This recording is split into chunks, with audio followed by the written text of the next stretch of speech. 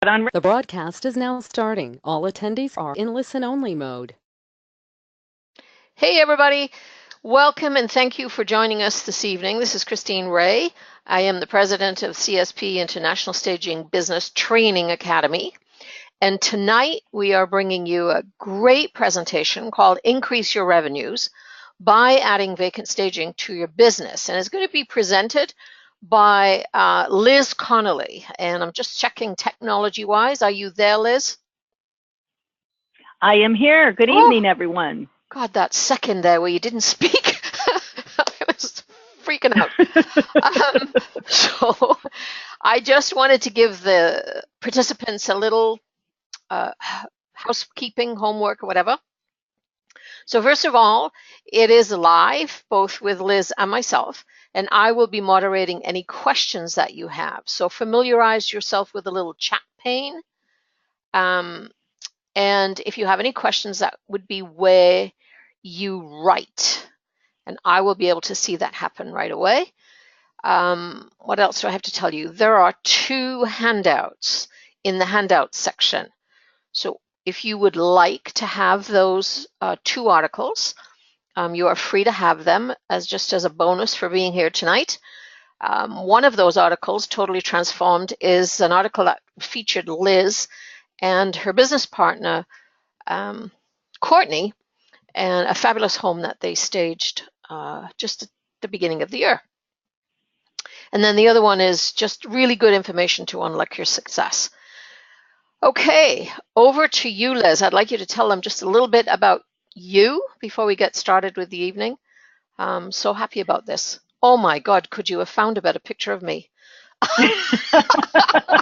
That's what I was just telling Courtney. Well, it was a fun evening, and at RESA and winning the awards, and yeah, I wanted to share with everyone that Courtney and I met Christine about 2 years ago at the RESA convention, and we have been in business almost 11 years now, and it was just 2 years ago that we actually started attending industry events and getting continuing education. And we met Christine. We were so impressed with her, and we immediately signed up for her certified professional staging professional training and put our team through that training. And since that time, both Courtney and I have become CSP masters and taken a wide array of other training from Christine. So yeah, we have, she has really helped us take our business to the next level.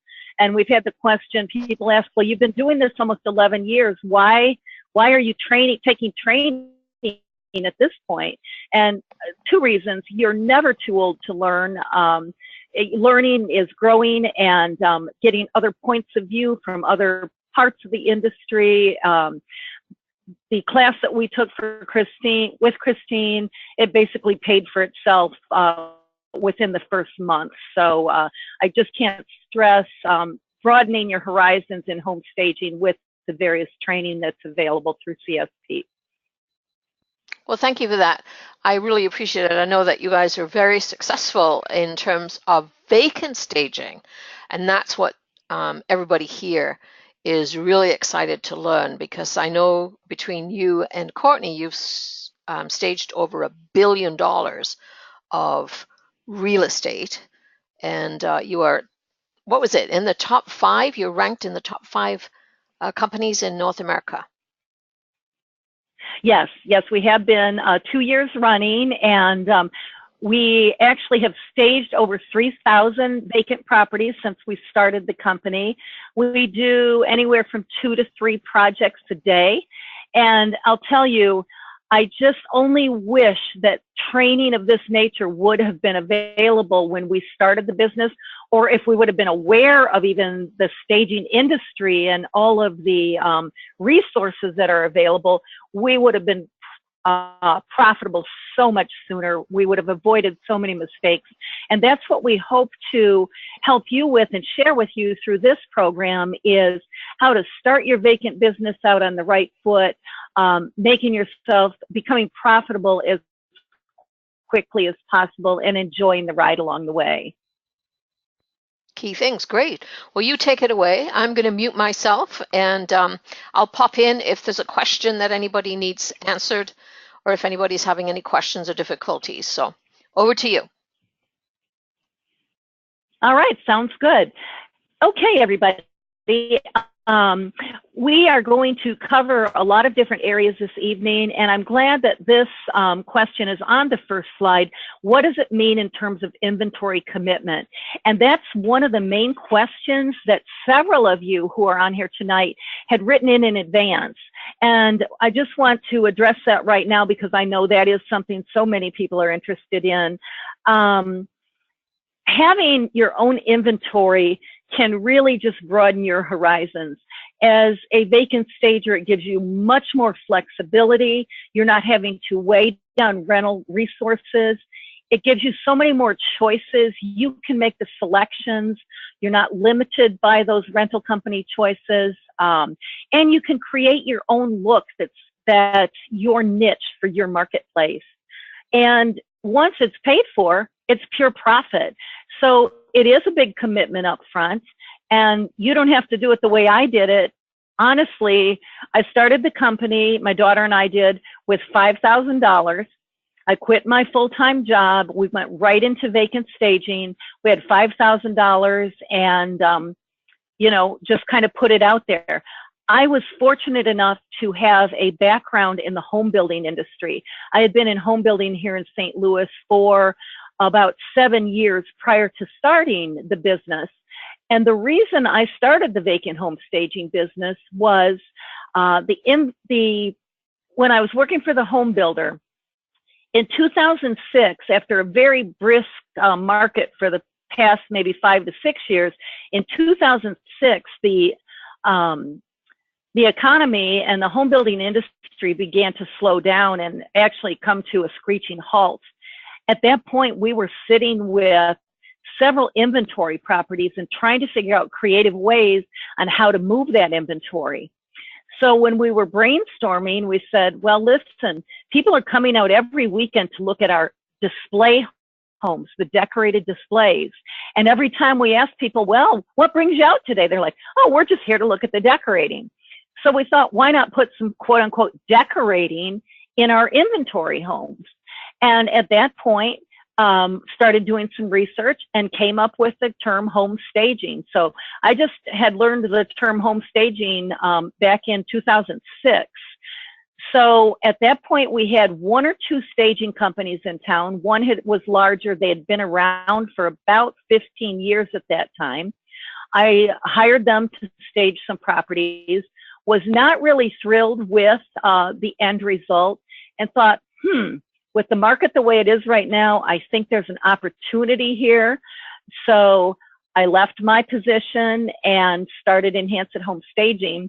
The funny thing was, I was at a meeting at the Home Builders Association a couple days after I started the company. I told everybody at the meeting that I was no longer in the building industry, that I was doing home staging. And a builder said, well, great, I've got 2 inventory homes you can do. And I'm like, oh, holy smokes, now I better go buy some inventory. So what does it mean in terms of inventory commitment? It can be as big or as little as you would like, but the key here in inventory is buying smart. Don't buy your inventory until you have a client base.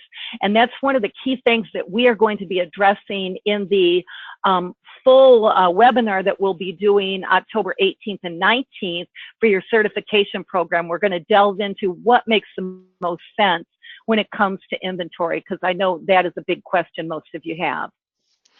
Liz, can I just ask, when you're referring to inventory homes, are you meaning vacant homes, different than builder models? Yes, I'm glad you asked that. And it seems like every marketplace calls them different things. Some call them market homes, some call them inventory homes, that type of thing. So they're basically builder spec homes. They're built on speculation that it's the right thing for a ready, willing, and able buyer, versus a display home, which is another thing that we will address, or a a show home, they call it in some marketplaces, which is a longer term commitment. Those are a display where people are coming in on a regular basis. A salesperson is actually sitting in a sales office in that property, and she or he is using that as a tool to sell to be built properties. So there are two different avenues that you can pursue with builders. And then with vacant homes for people who have moved already and their house hasn't sold, or an investor, do you do those kinds of homes too? Absolutely. Now, when we first started, about 99% of our business was with home builders. That was the thing at the time. And then in around 2008 or so, a lot of the home builders, with the stress of the slowdown in the economy, began going under. And during that 2-year period, we had begun to build relationships with investors and with real estate agents. So we were able to weather that market shift at that time when the home building started to dry up a bit. So that's going to be a key consideration as you're determining your business. Our business right now is about 30% home builder, which would be builder display and builder spec homes, 30% investor / flipper, and then 30% basic vacant resale properties that are individually owned. Okay, great. I know that one of our graduates, when she started almost, I think, 15 years ago, she started with $2,000, and she had rented, she had bought things from IKEA. So we're not talking about that sort of inventory purchases as we go into here, right? We actually did buy the items. We didn't buy them from IKEA. We have a place here in the St. Louis market called Weekends Only. So we took and they're open Friday, Saturday, and Sunday. We took our $5,000, went out to Weekends Only and bought what we could at that point in time. And I'm sure stagers who are with us tonight who have done some vacant home staging have probably done this. We pulled things from our own houses when we were starting because we didn't have exactly what we needed. We didn't have all the resources. There were some nights my husband would come home and say, "Oh, hey, where'd our dining room set go?" "Oh, it's in a house. Don't worry about it." The only thing I never took out of the house was his lazy boy chair because we don't use that type of chair for home staging. So you'll find yourself doing things like that. I know. I found I did that at the beginning too, but then I found that you lose your connection with home and you need a place that's a respite for you to come back to. So absolutely. I do not recommend mining your own home. Okay. The next thing on the agenda, what sort of expansion? And when you consider expansion, we'll talk in the full webinar about a business plan, developing your business plan, that type of thing. But I think in vacant home staging, if you're going to be building your own inventory, you buy as needed, you get a house or two. Most stagers start out receiving those items into their own home garage, if they have a garage or some type of a storage space on site. You outgrow your garage, your husband wants to get his car in the garage once again, and then go to maybe a rental storage unit, 2 storage units, that type of thing.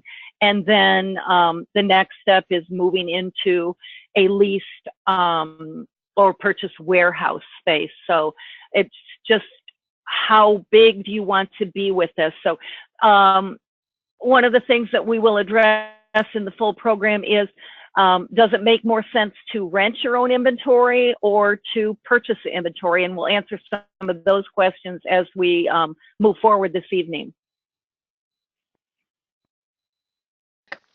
Can't wait. Okay, so some things to consider here. Who is doing vacant staging in your market? There are some markets that are virtually untapped. I know that my family, and where I'm from is Toledo, Ohio, and nobody is staging in that area. They haven't heard of it. I mean, there's an untapped market there. So is that the type of thing in your market? If there's no one staging there yet, that's great. There's good opportunity for you. On the flip side, you're going to need to educate the realtors and the marketplace on the value of home staging. And that's what it's boiling down to right now, is selling the value of vacant home staging. How much additional equity is that seller going to earn based on staging their vacant property? What's the size of your market? Again, how many agents are in your market? How robust is your multiple listing service?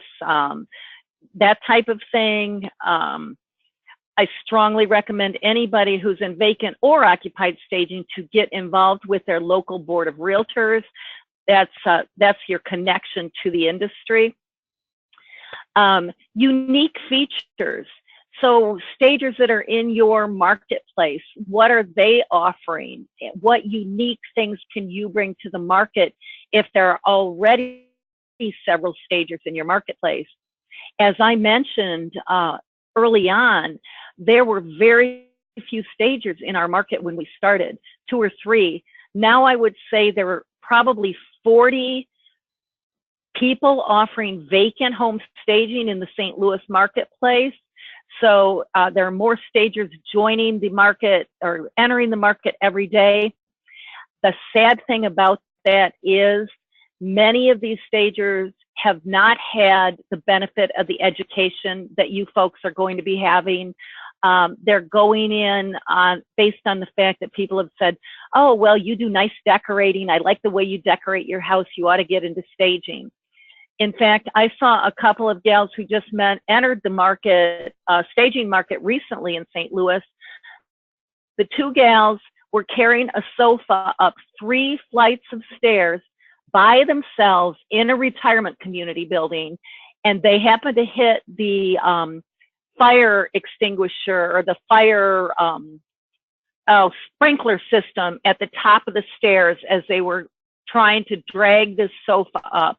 The water came on, the sofa got ruined. It was a mess. So, those are the people who are undercutting in the pricing. We're going to talk about strategically pricing, because when you get into this business, you're getting into business. It's fun. It's a lot of fun. I say we get to play house every day, but you're in it to make money. So that's what it's all about. You have to decide what's your niche, what's your market, that type of thing. How long have you been in business? If you're entering vacant staging now or thinking about it, have you been doing consultations for occupied homes for a while? Do you have a good feel for the business? Do you have an inventory of accessories that you've been working with and using in some of your occupied listings? If that's the case, then you have a leg up. You kind of know some of the ins and outs of the staging industry, and then you've got a good start there. And then what is your background, designations, and education? I have, for the past 10 years, been teaching continuing education, a 3-hour continuing education course for both of our local boards of realtors. They reached out to me, or the St. Louis board did, and asked me to write a staging program, and it's called From Stage to Sold. And that is one of the best ways that I can share the staging industry itself with real estate agents. I don't mention my own company name. It's all about the industry and how it's going to benefit agents and their clients. Agents are very impressed with your designations as a stager and your education. Agents, more so than even your sellers, respect that education, because agents have to have continuing education every year or 2. Agents are continually getting, working toward additional designations that make them more powerful and more valuable to their sellers. And that's what stagers need to continue to do, is get the education that makes stagers more valuable to the real estate agents. So I can't stress education enough.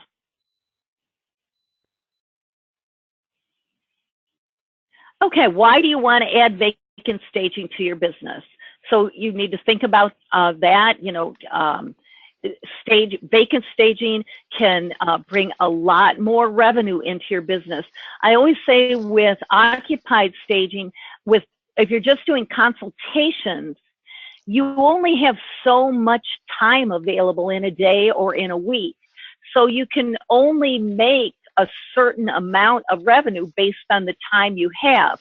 Now, you can certainly add people to your team and they can continue to do that, but then they're getting a cut of that pie, a piece of that pie, so you're not making as much money. One of the things that was an eye-opener for us when we took our initial CSP designation course was showcasing your occupied properties. And I know this is a vacant program, but the showcasing can add such an additional revenue stream to your business. It's amazing. That's what took us to the next level when it came to occupied home stagings. We weren't pushing to go back and showcase the house and to bring things in and to come in and do the work and that type of thing. So there's a whole section on that. If you haven't taken the CSP basic training course, it's just invaluable to your business. But decide, why do you want to add vacant staging? And my main reason would be to add additional revenue to the business. We already talked about who's already staging vacants in your industry. And I'm not sure, Christine, do you have any idea on the people who are on here tonight, how many are already staging vacant properties? No, but we can certainly ask them to raise their hands if you already are staging vacant properties. And let's just take a look. No, maybe the majority are not. Okay, well, good. I think that's a good thing because you're going to be starting out right. And my goal is to help you to eliminate the mistakes that we made originally, not having had the training, and to become profitable faster. So why don't we do another show of hands if you currently rent accessories to clients as a service, so you have some accessories available. So if you do occupied and you rent accessories, can you put your hands up, please? Maybe about a quarter. Okay. Of people. Mm-hmm. Let's ask one more question. How many people on tonight are already working in the staging industry in one way or another? Okay.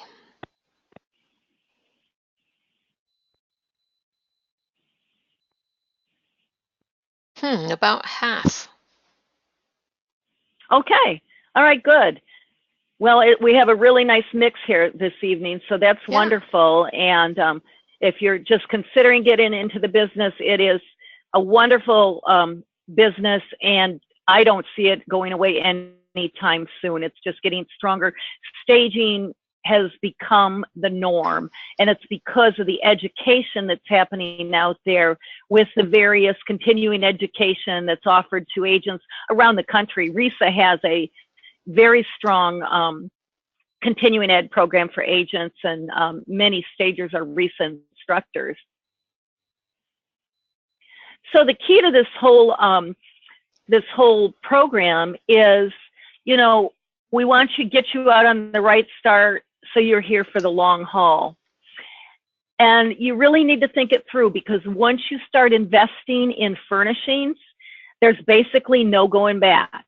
You own the furnishings, you've got this machine going, and it just keeps kind of escalating and escalating. So really be sure it's what you want to do.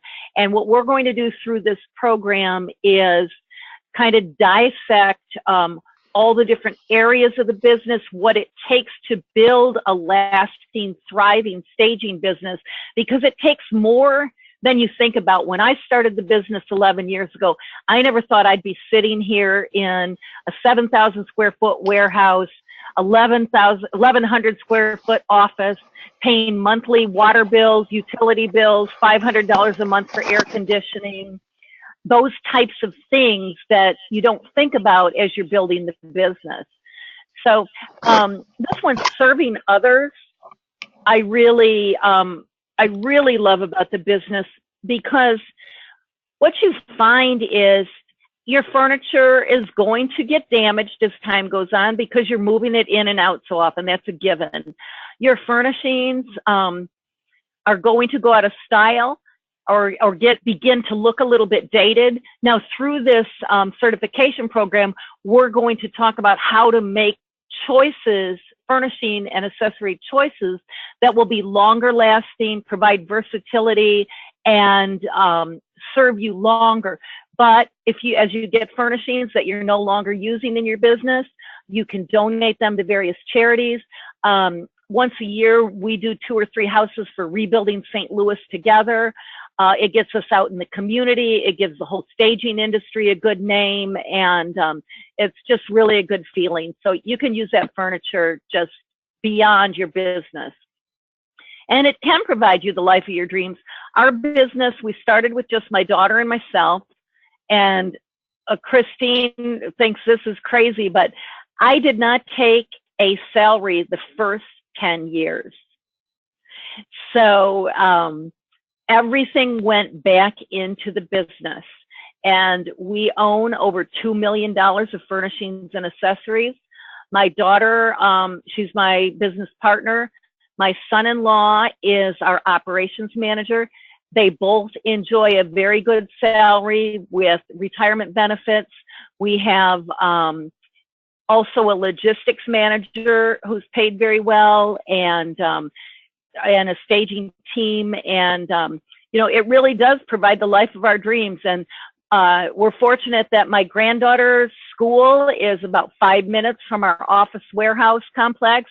She comes over and plays stager in the afternoon. So, you know, we just couldn't be happier with this business, providing our family, and I am taking a salary now, providing our family with a very nice income. Oops. Okay, let's see. Before we talk about Vacants, let's discuss industry. Stagers come and go, and that's what we're seeing. The stagers that I mentioned a few minutes ago that are hauling their own sofas, that aren't building any infrastructure, you know, undercutting price-wise, they're not going to be around very long, because you'll find if you really want to get into this business and build this business, it's all about relationships. And as you build these relationships with your builders, your flippers, your agents, they come to rely on you. You are part of their team. And they, you know, you need to have the furnishings and the staff to be able to accommodate them when they have a listing ready to go.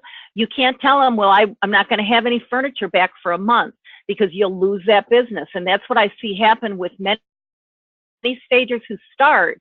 They get that momentum going. So one of the key things here, and we're going to talk about marketing extensively in the full certification program, but smart marketing. You don't want to over market, because if you get too many people coming your way, you won't be able to serve them all. So you need to target market the areas that you think you're going to enjoy working in the most, the people that you're going to enjoy working with, and focus on those and build your business slowly and smart. You don't need dozens of agents or builders, just a few key ones that are doing a lot of listings, and it makes it so much easier on your entire staff, because you know their expectations, you work well together, and it's a beautiful thing. Excuse me. Stagers, they wear out physically, and that's because initially most people don't have a large reserve budget for starting the company. So when you do your business plan, you really need to look at that. What's it going to cost? You cannot do it yourself. For you ladies in the audience, you know, you can use sliders and things like that to move things around in an occupied property.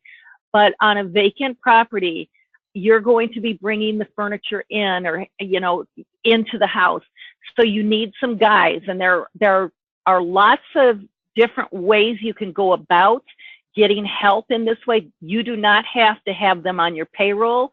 We're going to talk about different warehousing scenarios, hiring scenarios, where to look for good employees, because what we have found over the past 11 years, the moving crew is the toughest part of the business, finding good movers.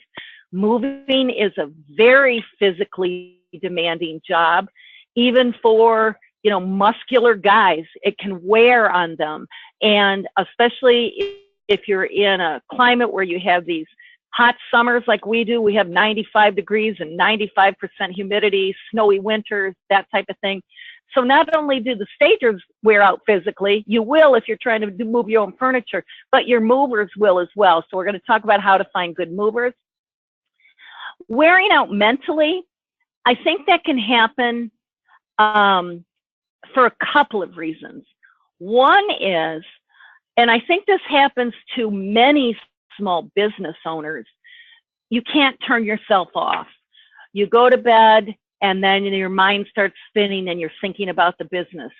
And if you're working the business out of your own home, which I did for about 9 years, we had our whole lower level basement was set up with 3 desks, and the whole thing was tricked out with racks for all of our accessories, and we worked out of there, and then we leased warehouse space. So when you're in your home, you have to be able to have an area that you can shut the door, forget about your business for a while, because you definitely need to recharge and prioritize your life. So keep that in mind, because it's easy to get overwhelmed and worn out with the business. But if you have a good business plan and refer to it, back to it on a regular basis, that can really help all the way around, as far as even with your mental health. And that dials into the next one, didn't have a plan for growth. And that's a question. We've had numerous stagers that we've met at various conventions and things come to St. Louis and spend a couple of days with us, just kind of shadowing, seeing what we do, that kind of thing. And the big question most stagers have is, you know, how do you plan for growth? And that's one of another key thing we'll be addressing in the certification course is breaking it down. How much income do you need to make? And how do we go about that? How much do you want to make? How do we go about that? How many houses do I need to do that? And what's my overhead? And then where's my profit margin? Because you need to plan for, you need your overhead and you need your profit. And many times when you're giving back to the business, you're continuing to purchase furnishings and things, profit goes by the wayside. But you have to set the right expectation, because in most cases, you're not going to come right out of the chute being profitable or making a strong income. So you have to know right up front, okay, it's going to take me X amount of time to get to this point, and be sure that your family has buy-in on this, that you have the right expectation, because that can stress you out more than anything and stress out your relationship. So just keep all those things in mind as you're thinking about starting a vacant staging business. Okay, know your direction. That goes back to your business plan, and that is your map and creating a business plan. And, you know, when I started the company, I had never done a business plan before except in a class in college. And at that point, I don't even remember it. I just kind of faked it till you make it. But you can go online and get a lot of good guidance on starting a business plan. There are templates there for starting a business plan. In our certification course, we're going to talk about a business plan specific to the staging industry. There are some things that I've learned over the years that I wish I would have thought about in my business plan, and your business plan is going to help you make those decisions. We already talked a little bit about what services that we'll offer and how to position. And you could just do things for home builders. You could just do things for flippers. I'll tell you, the two of those are much more rewarding and easier to work than resale properties because they're always brand new and in beautiful condition. Now, on the flip side, many times they're not ready on the day they're supposed to be ready because of all the contractors that go into that thing. But if I had my choice, I would take the flippers any day. So, just think about, do you want to focus in one area when you start and then slowly work into the others? You can kind of look at all the different scenarios and see what might be right for you.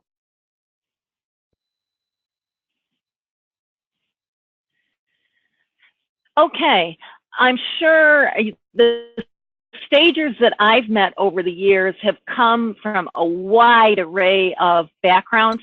Most of the stagers that I've met over the years do not have interior design backgrounds, nor do you need an interior design background because we're not decorators, we're merchandisers. And, it's two totally different things. So think about, what are your strengths? One of the strengths that a good stager needs, whether vacant or occupied, you do need a good eye and for spatial relationships and that type of thing. You need to, be able to keep up with the trends. And the key, when I say trends, when it comes to furnishings for vacant staging, what you need to do is be able to source items that look like they cost $1 million, but they only cost a couple hundred. And that's the key to building your inventory. And a strong inventory is not overspending on things. And that's something that can be easy to do if you don't know how to work the wholesale market. So we're going to have a whole section on that in the certification program and on wholesale resources and how to be smart and strategic when it comes to that. And on the flip side, what areas of the business don't you like? And Courtney and I did it all ourselves the first several years. We brought her husband John on about, I think, 3 years ago as our operations manager.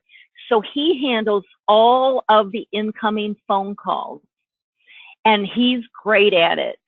For me, I can talk to people. I've been doing it for years, but it's not my favorite thing to do. He's very engaging with people and building the relationships on the phone, and he loves it. He's actually an entertainer. He plays the guitar and plays on stage on the side. So that's right in his wheelhouse. So that's an area that works great for him. It's an area I don't really care for. That was one of the first things I was ready to get rid of. Do you like budgeting? Do you like QuickBooks? Do you like spreadsheets or not? I don't like any of that stuff. And most people that I've met that are in home staging, they got in because they like decorating. They like seeing nice spaces. Most of them dress very well and just, they know what looks good. So that's what they like to do. And when it comes to all of the small stuff, the gears that keep us running, they prefer not to do that. And sometimes it's a bit of a struggle. One of the first things that we did when we started our business, we hired a very, very strong business accounting firm. And I met them through a coffee for small businesses at my local bank. And what drew me to them is they had a program. They're a comprehensive accounting firm, and they call it your business dashboard. So not only do they do your accounting, but they get to know you, know your business needs. Most of these are family businesses. They can help with, the future transitioning of a family business. So be sure you get the right people on your bus. Don't try to do it alone. You definitely cannot do it alone. You need your toolbox of resources, just like you're one of the agent's toolbox of resources.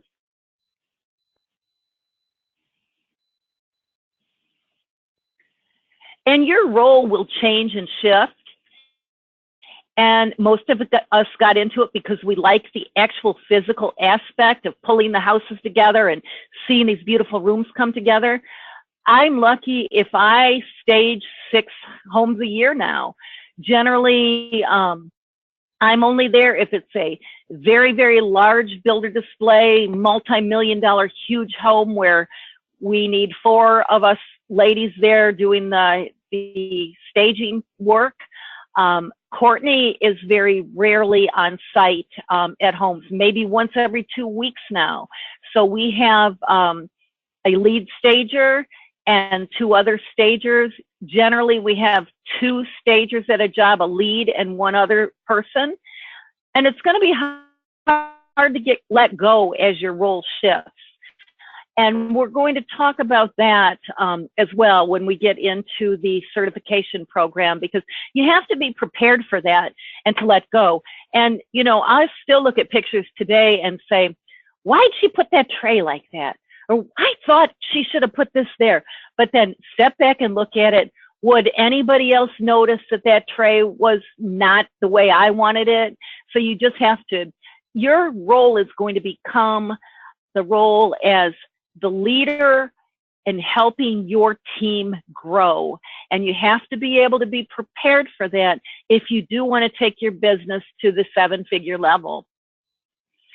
And here we talked about the strengths and weaknesses and where to outsource. And there are a lot of outsource resources. We outsource our social media and many other things can be outsourced. So you build your team slowly. We did not have any employees for many, many years. We've just gotten into the employee aspect of it in the past few years. That being said, you have to be very, very careful these days when it comes to contract labor. Are they really outside labor, or should they be on your payroll? If you're scheduling them, if they're carrying your business cards, wearing your logo, that type of thing, they need to be an employee. And we will talk about in the certification, you know, when to hire employees, why, and the aspects relating to that whole process.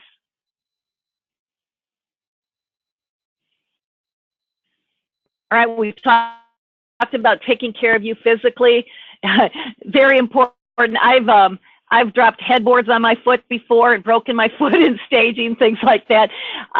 So you need to be careful, but it's more or less setting priorities in your life, setting time to take a walk, to work out, to be like Christine, enjoy your cats and your garden and a glass of wine. Don't let the business take over. And that goes also hand in hand with taking care of you mentally. Plan ahead. Always plan ahead with the end goal in mind. You know, right now, speaking of planning ahead, we have our design plans done at least a week in advance in case anything comes up, someone's out, and we're ready to go. Everybody knows what's coming. And then planning for growth. And that's, we started working about 3 years ago with a business coach. And she's wonderful. She focuses mainly on women-owned businesses, and it's someone who, from the outside, can ask you the questions that you've never even thought to ask yourself or to ask about your business, because they're looking at it from a totally different perspective. And having a business coach like that, or a network of a mastermind network of professionals from other industries that can look at your industry with a fresh eye and help you plan for growth. So don't try to do it alone. And boy, you have to be flexible in this business, because that schedule can change on a dime. We'll get a call at 4 o'clock, someone saying, this vacant property is closing tomorrow morning. I need that stuff out. So what do we have to do? Reschedule everything, rent another truck, find a crew, and make it happen. That being said, we take care of this. This is in our contract when it comes to things like this. We don't do things like that for free. So we can be flexible, but it's going to cost people. So they need to plan ahead. and knowing when to add and subtract. And we'll talk about employees. I would steer clear in most cases of when it came to business, but I always say hire slow and fire fast, and we'll talk about employment and personnel issues and situations as well. So adding vacant staging, the real deal. This is an investor property that we did recently, and as I said, we do 2 to 3 jobs a day. Some stagers say you absolutely have to do vacants. I'm one of those. I love vacants. The only reason we do occupied is so that we can be a full service resource to our agents and our clients. And because like I said, we'd rather do a vacant house than deal with the people. Others say wouldn't touch it with a 10-foot pole. It's a lot of investment. It's a lot of work. So you just have to decide what's right for you. Another group says, I tried it, I didn't make any money. That's probably poor planning and poor pricing. You have to price yourself right. And I've seen stagers try to, price wars, that type of thing. Well, I'm going to, if she'll do it for $2,000, I'll do it for $1,600, and then it keeps going down. You have to be able to charge enough to make it worth opening your doors in the morning. I call that drive off the lot pricing. If we don't make enough to make it worth driving off the lot, we're not going to do the job. But there's enough business out there that if you position yourself right and meet the right people, that you can definitely make a nice living doing vacant properties. So what's the answer? They're all right. It's all on what's right for you. It is fun. I love it, and I miss doing the houses. I really do. And on the days that I get to go, I just love it. I just feel like I'm playing house again, and it's a blast. And then, is there a need in your marketplace?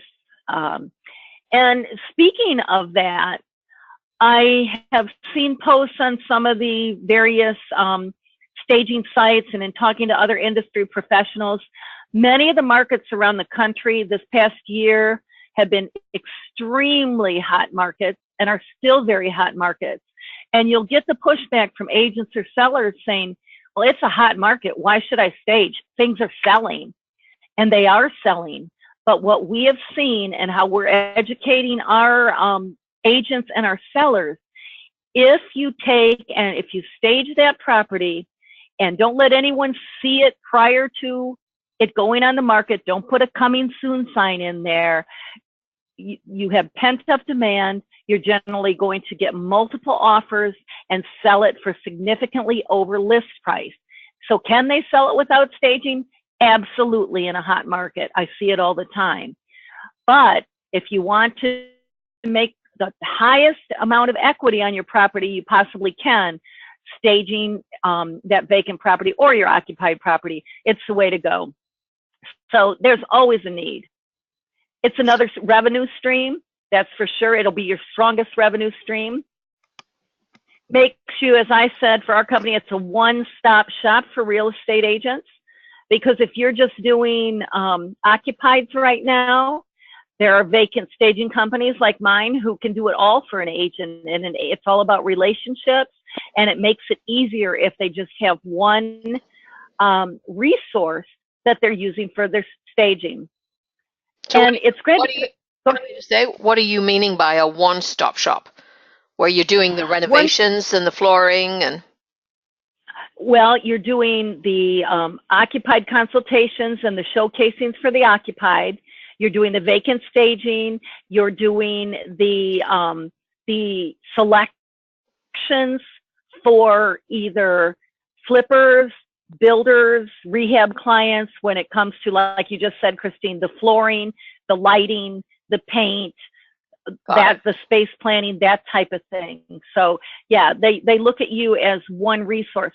And the other thing that we also include that is a good revenue stream, and you don't have to have any inventory for it. We offer the service where if we're looking at a property, if it's going to be, if the seller is moving out, say if they're moving to a retirement community, downsizing, moving to another home, we actually offer space planning for their new home, where we look at what they have in their existing property, we go to their new home, excuse me, and assess what's going to work in their new space so they can plan ahead. That way they can sell or donate or pass along the furnishings that they're not going to be needing, and they won't have to handle them twice. And they love that because it just kind of takes the surprise out of that move to the new home. Yeah, it takes the stress out of it. And I do want to just address one thing that you said earlier in terms of it's a hot market, so we don't need to stage. When we came to St. Louis in June and we did that real estate agent presentation, the market at that time was hot and properties were selling in 5 days. And when we looked at your stats, yours were selling in 2 days.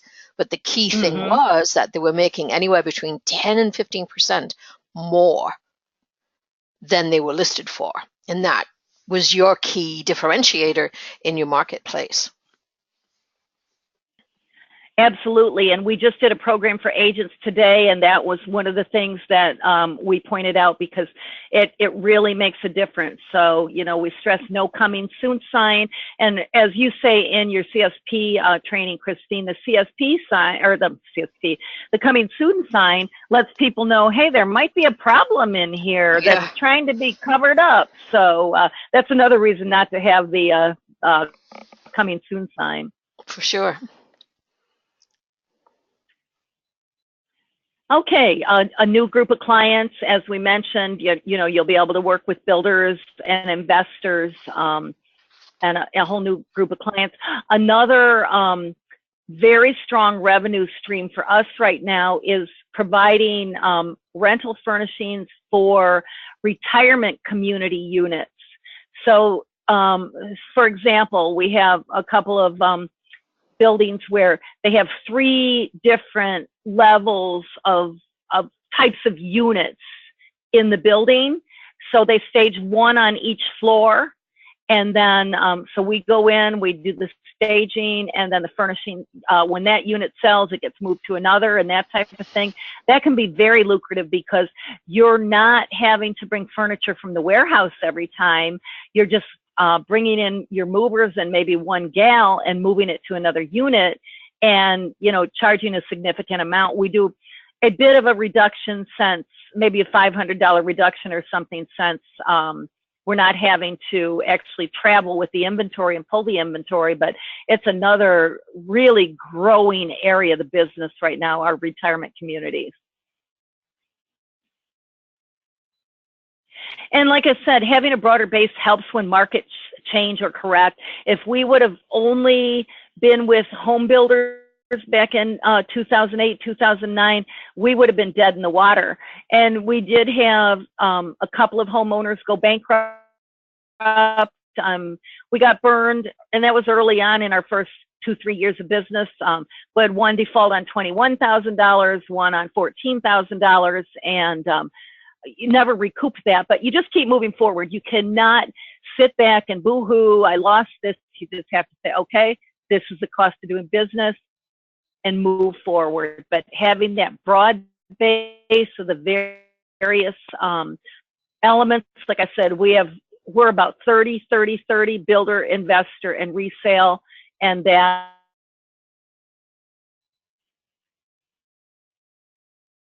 is it easy? No. But it is doable if you follow a plan, and you do need a plan and a process. And one of the things that is available through the certification course is a whole downloadable group of forms that are going to help you get your business started and on track. And we'll talk about those a little later on, but it's all about having processes across the board. Liz. And then creating a valuable product. Yes. Sorry. I'm just saying your microphone keeps floating in and out. So is it Christine? Your microphone keeps floating in and out? Christine? Yeah. Is it me?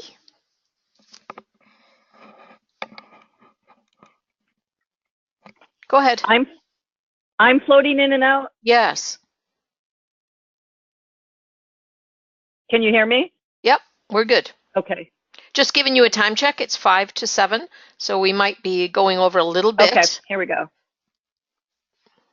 Oh, put the pedal to the metal.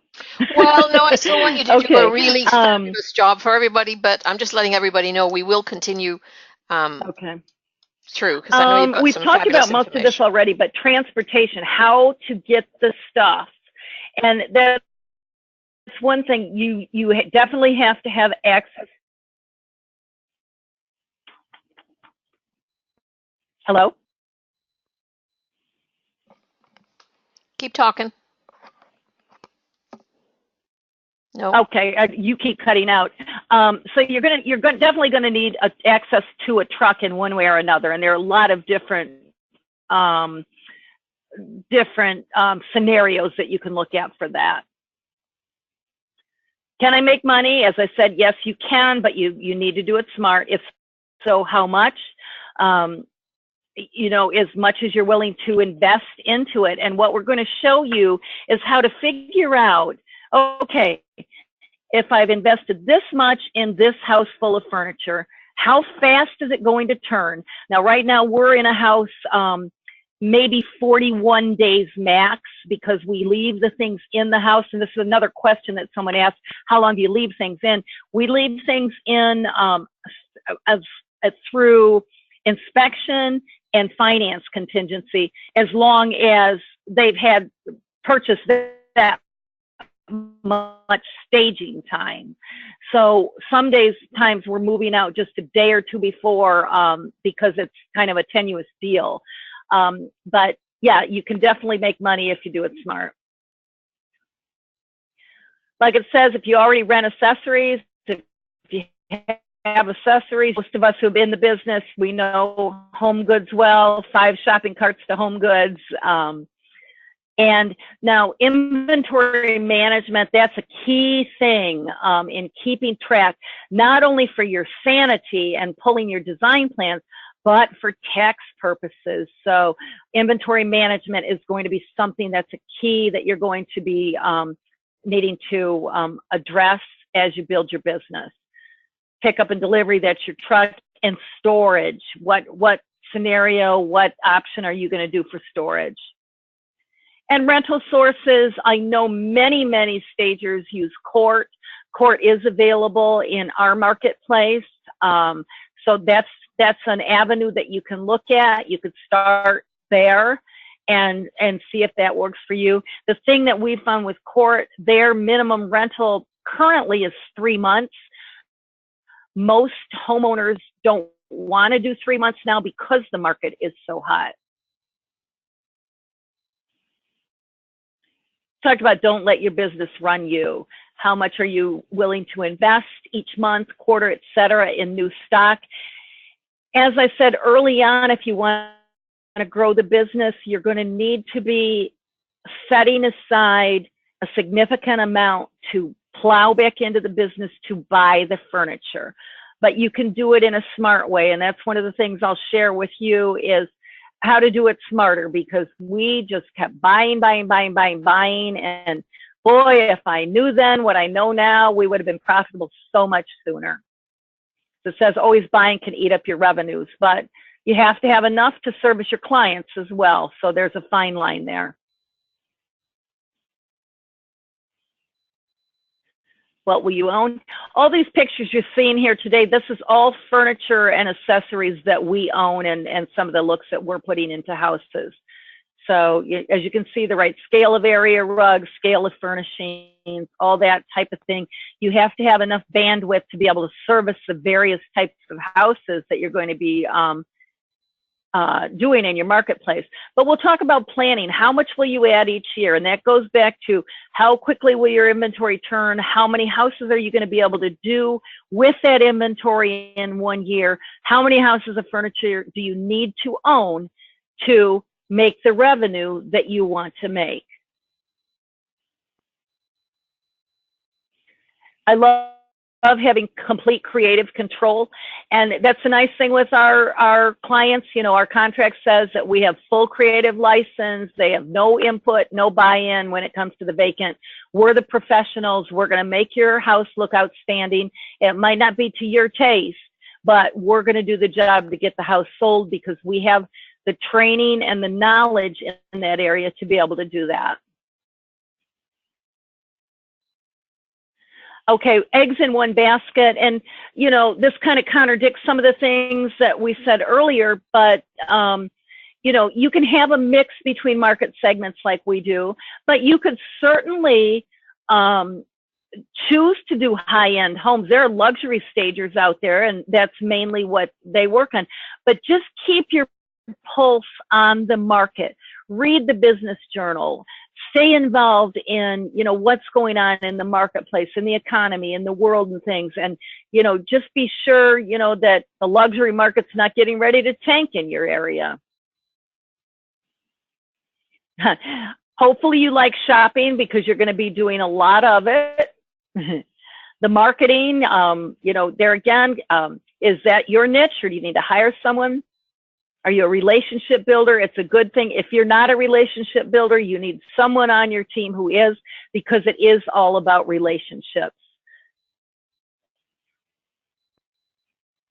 Keep marketing even to your best clients. Yeah, you definitely have to keep business in the pipeline. We are usually 2 to 3 weeks out. We have jobs booked well into November right now.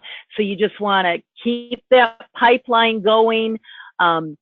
Have the resource. If you look like you're slowing down a little, have a strategic plan on follow-up and how to, you know, generate that business. Because once you get this machine going and you have that overhead, you have to keep rocking and rolling with it. And you always do not compromise. Do excellent work. And it's hard when you've got some maybe subpar inventory in the warehouse, and you have a really good client who needs some staging, and that's all you have to think, well, maybe I can get by with it. Don't do it. Set the standard, and that's what everyone expects to see out of your company. As we talked about earlier, great way to sell other services. Staging for living, we get that all the time. Kind of a misnomer, because staging is living life on stage. It's merchandising, but staging for living, absolutely, basically helping them decorate their homes. Color consultations. Christine taught me the term, paint is money in a can. Color consultations can be a great revenue stream for you, an additional revenue stream. If you're going to preview vacant properties, doing the color consultation and charging for that is just another additional $250, $500 you can put in your pocket, as long as you're going to be at the house anyway. Assisting with selections. And do you have the resources for those selections as well? And are you comfortable helping with renovations? You don't need to do that. That can get a little tricky, but if it's something that's in your skill set, great. Otherwise, Christine, you have the certification for that. What is that called? I forgot. The Residential Renovation Project Management certification. Yeah. Runs about 3 times a year, yeah. I think. Yeah. I love that. I actually listened to the program, but never took the test on it. Courtney did the same, but that's another excellent program that can help you get up to speed when it comes to adding renovations to your program. Well, you better get those exams finished. I know. There's only so much time in a day. Prioritize. Take them with you to Boca Raton. Yeah. So we're going to keep growing, keep adding to your skills. And that's the key here. Tonight is just giving you a taste of the certification course and what we will be offering in that the 2-evening session. And We are going to dive into all the different aspects of things that we discussed tonight in that certification. And when you finish that 6 hours, you should be very, very comfortable and ready to start that vacant staging arm of your business very profitably and be off and running.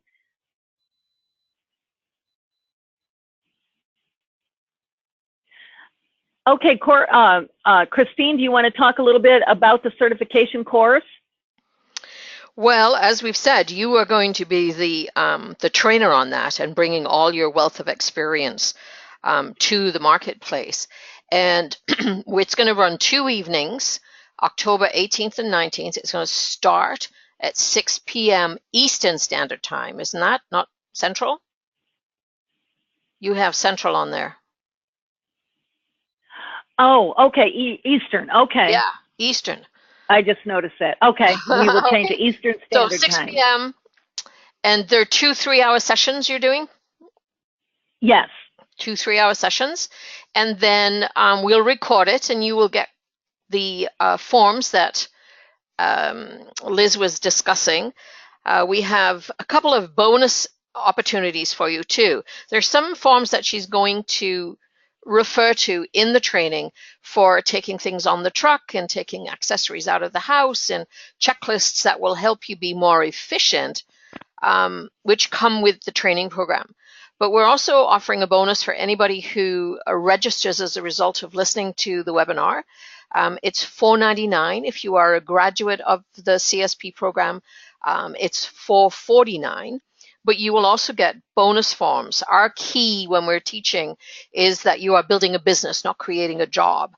So you'll need an employee manual and interview for the different kinds of labor that you're going to need in your business as you build that.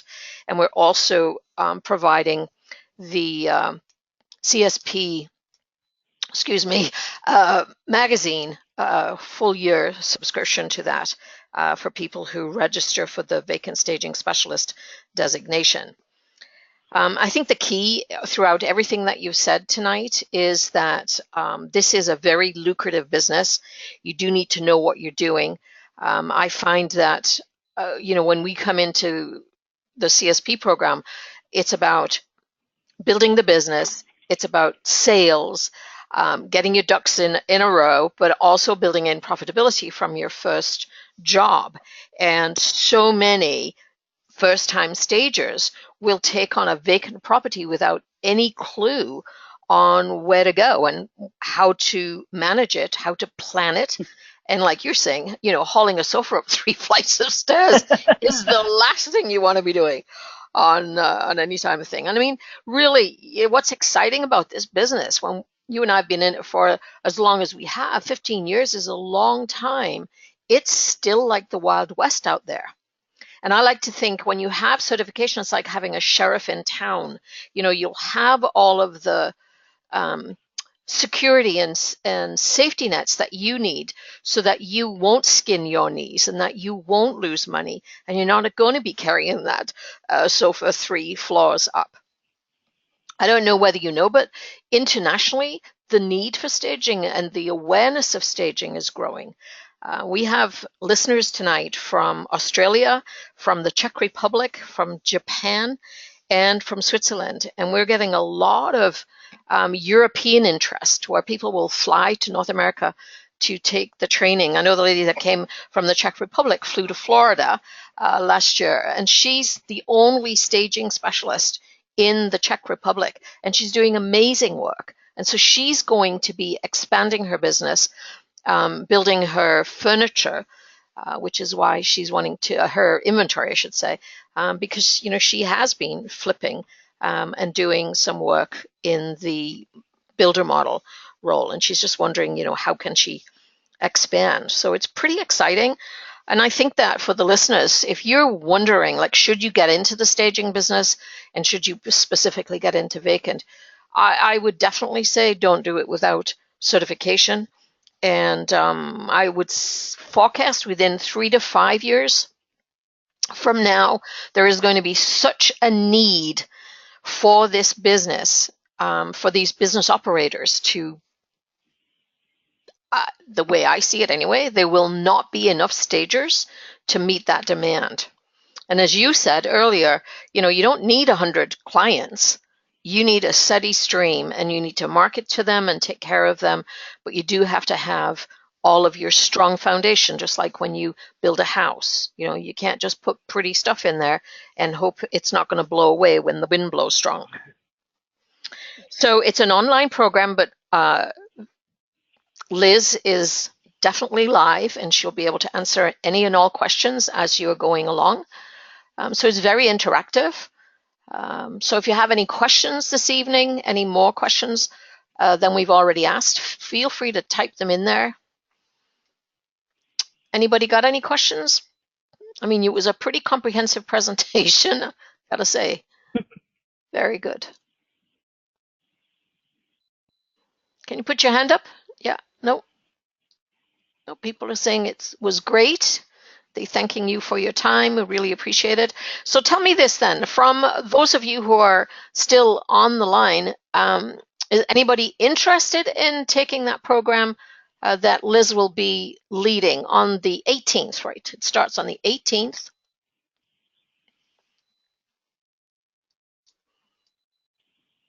Okay, so yeah, some questions coming in there.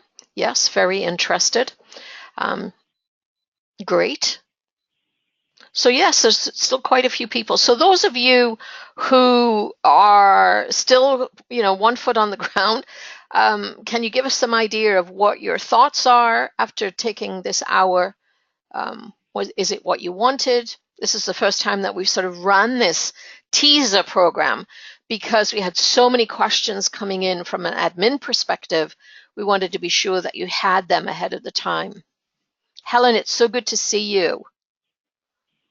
Well, not see you, but you know what I mean.